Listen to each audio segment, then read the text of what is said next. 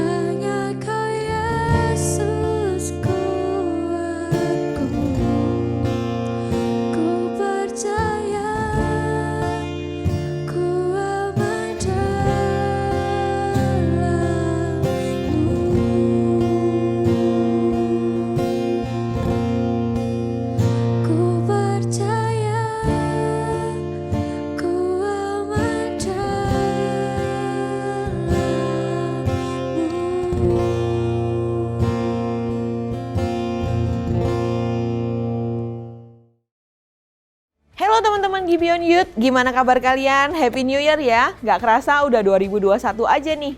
Harapan baru, semangat baru, tantangan baru, dan biarlah semua ini bisa kita lalui bersama dengan anugerahnya ya teman-teman. Dan biarlah segala pengharapan kita selalu hanya kepada Yesus saja ya teman-teman. Nah, kita kan nggak tahu nih apa yang akan terjadi di 2021. Tapi biarlah kita bisa mengarahkan mata kita dan juga pandangan kita hanya fokus kepada Yesus saja. Amin. Nah, minggu ini kita akan membahas mengenai janji Tuhan dan kita juga akan membahas kisah mengenai keturunan dari Abraham, Ishak, dan juga kita akan membahas mengenai Esau dan juga Yakub. Who's excited for this? Yuk sebelumnya kita mau sama-sama berdoa dulu ya teman-teman. Tuhan, terima kasih Tuhan kalau hari ini kami bisa bersama-sama kembali beribadah Tuhan walaupun secara online. Kami mau sama-sama belajar mengenai firman-Mu Tuhan. Biarlah Kau persiapkan hati kami Tuhan, biarlah kami bisa sama-sama menerima setiap daripada firman-Mu. Terima kasih Tuhan, hanya di dalam nama Tuhan Yesus kami berdoa dan mengucap syukur. Amin. Nah, judul khotbah kita minggu ini adalah God Renews His Promise. Artinya Tuhan memperbaharui janjinya. Wah, tentang apa nih? Nah, sebelum mulai aku mau tanya dari kalian nih. Kalian tahu nggak siapa itu Dr. Spencer Silver? Nah, dia ini berawal dari dia ini pengen menciptakan sesuatu perekat yang sifatnya tuh nempel, tapi nggak nempel-nempel banget. Jadi kayak nempel tapi gampang dilepas gitu lah guys. Tapi pada saat dia buat ini, dia tuh mengalami kegagalan berkali-kali. Dia mikir nih, wah ini walaupun gagal, walaupun dia stres, dia mikir wah suatu hari pasti penemuannya dia akan berguna.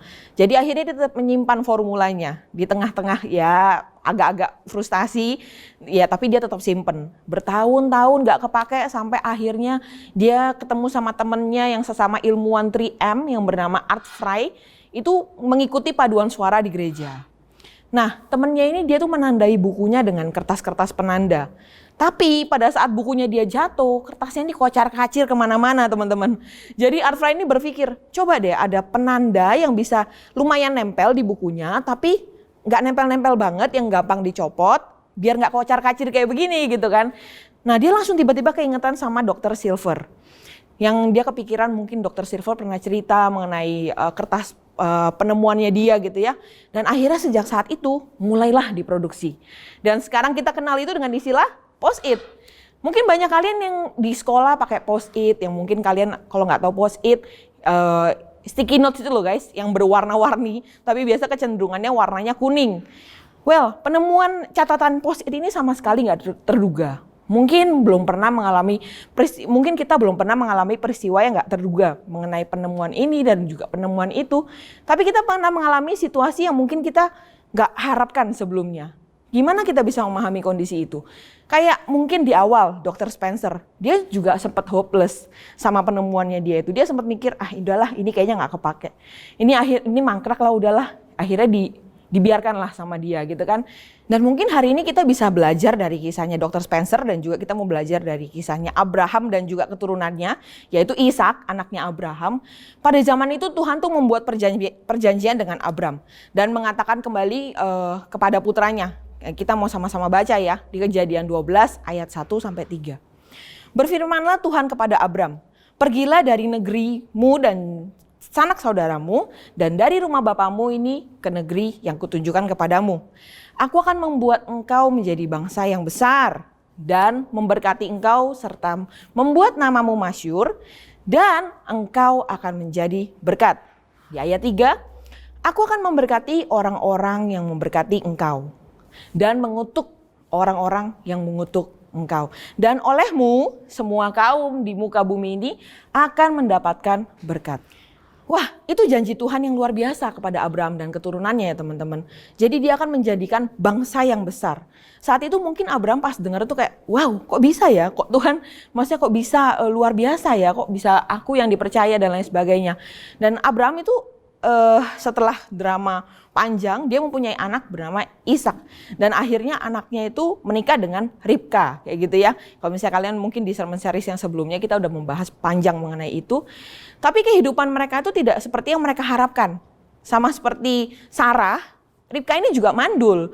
Tong-teng, gimana nih kita mau membuat bangsa yang besar? Lah kan mandul, gimana caranya kayak gitu kan?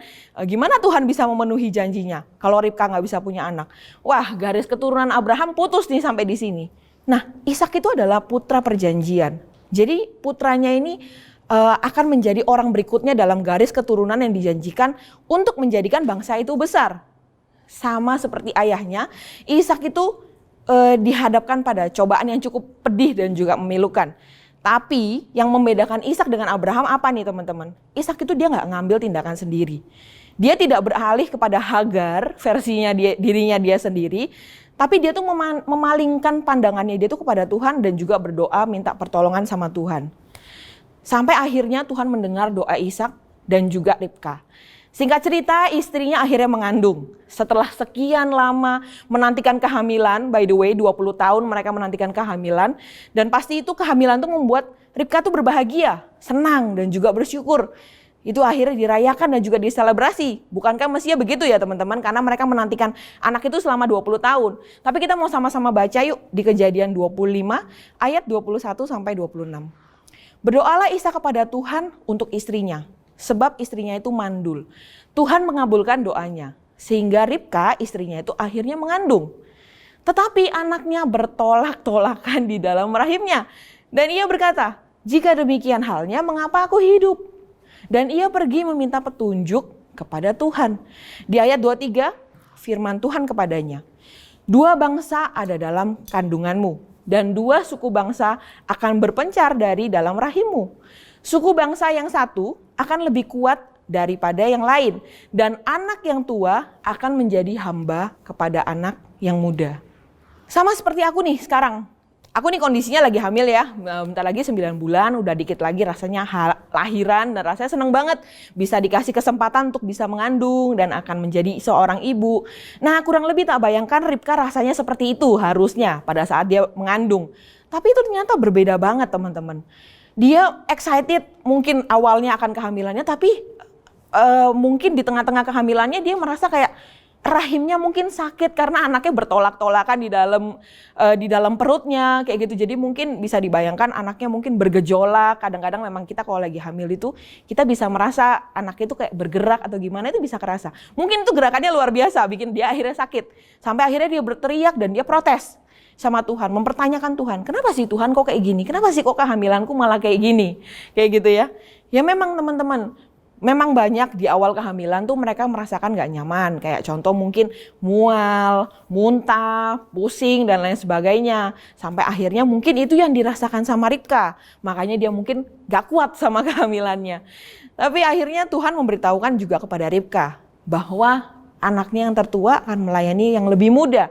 Nah ini berbeda banget dengan adat istiadat di keluarga pada saat itu.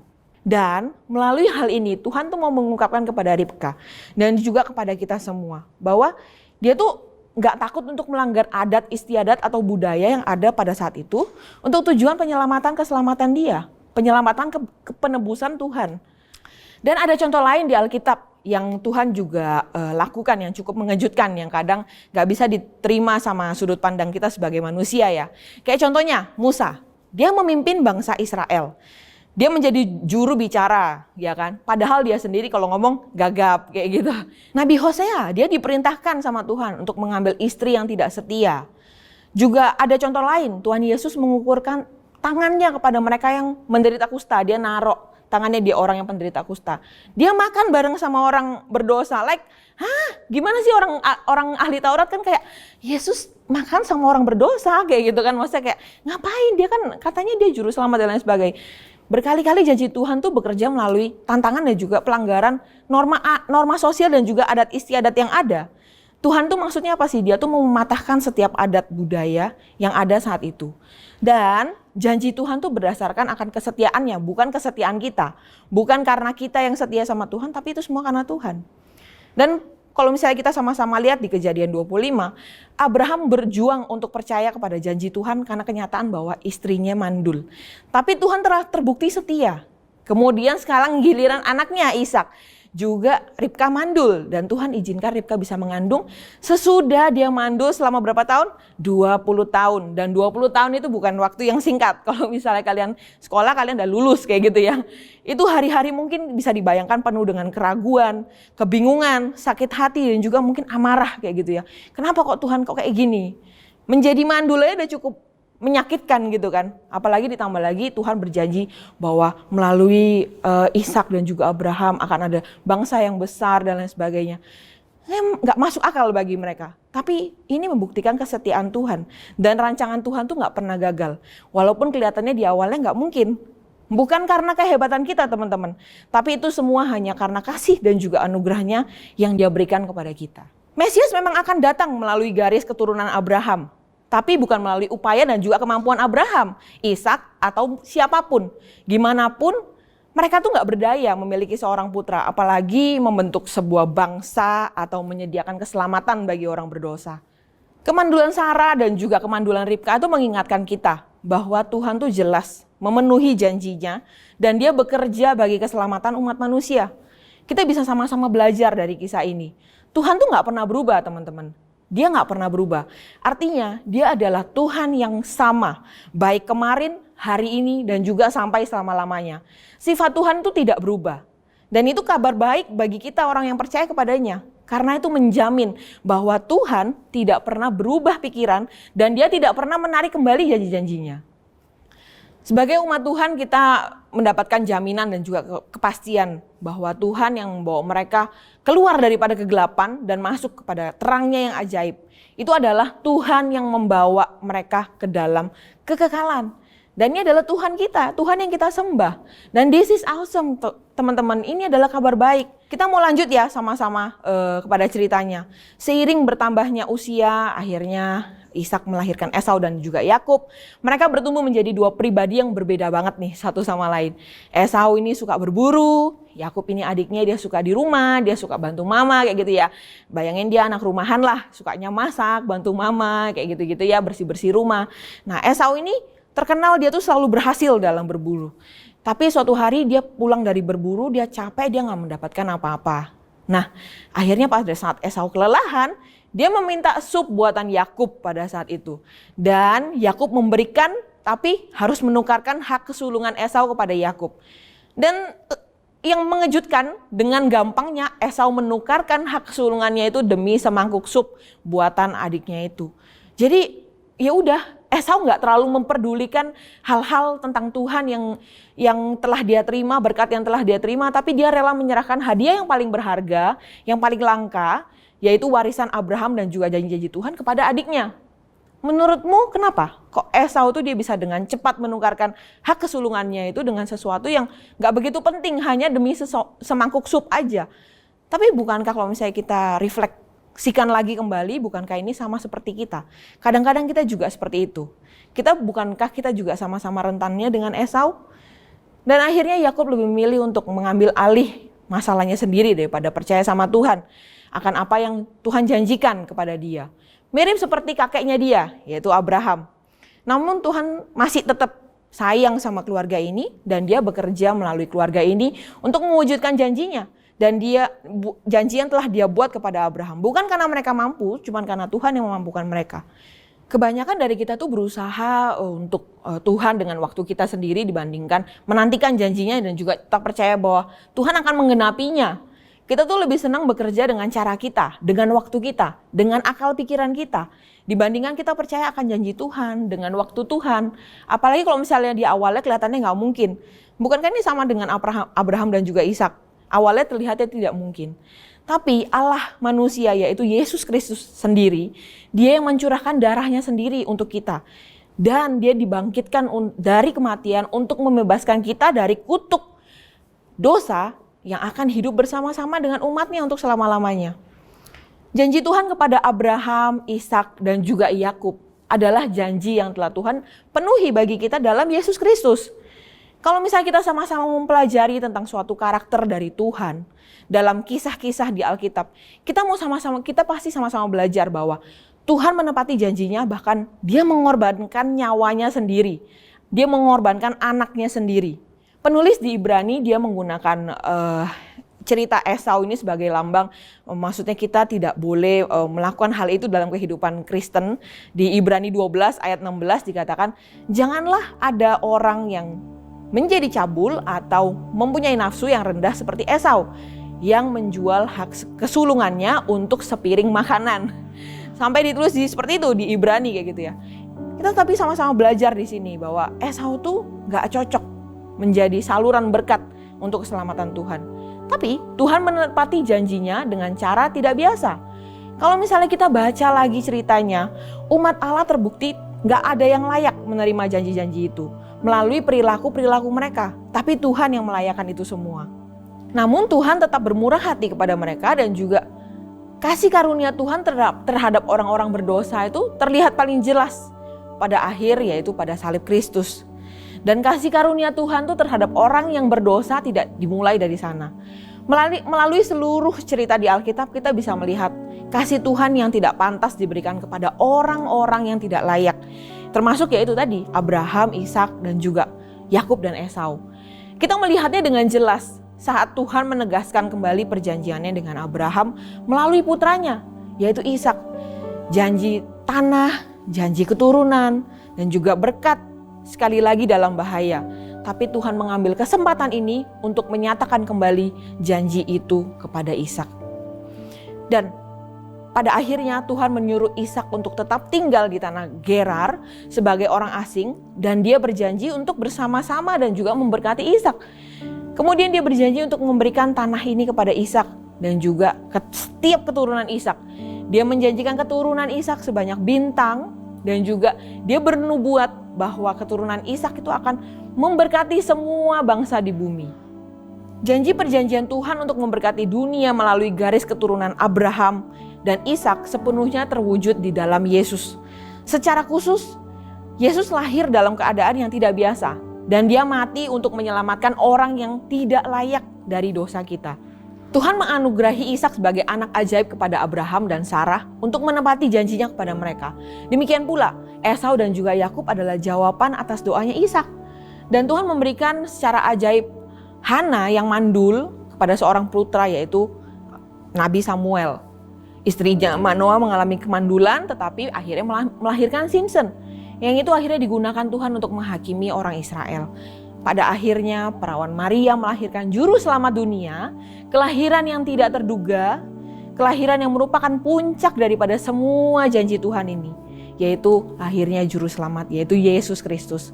Dan tidak ada lagi keraguan bahwa Tuhan tuh dengan anugerahnya dia tuh memberikan banyak hal kepada kita. Dia memberikan kita pengampunan dosa, dia memberikan kita kehidupan.